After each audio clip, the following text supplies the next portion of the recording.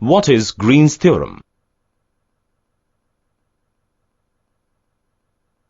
Green's theorem states that if any two functions, say phi xy and psi xy, and their differentiable part with respect to any axis, say phi y and psi x, are continuous over a closed interval,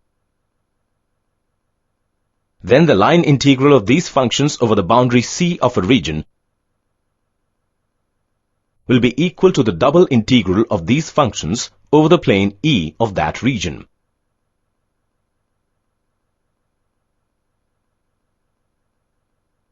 To understand this theorem, let us consider a man whirling a stone in the air in anti-clockwise direction with the help of a string. We see that the stone follows a circular path.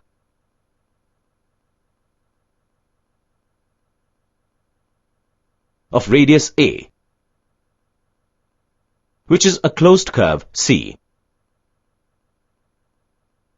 Let's assume that the man is applying a constant force F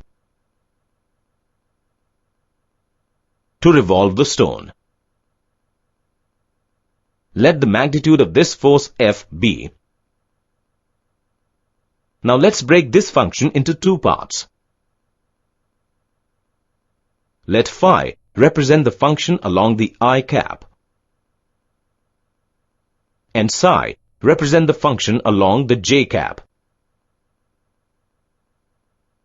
Now let's calculate the partial derivative of function phi with respect to y and that of psi with respect to x. Let's assume that the function phi, psi, and their partial derivatives del phi by del y and del psi by del x be continuous over the region bounded by the closed curve.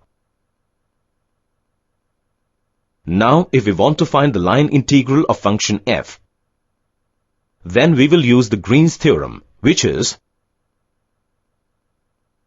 simplifying the right-hand side of the expression, we get, or thus pi a square is the line integral of function f.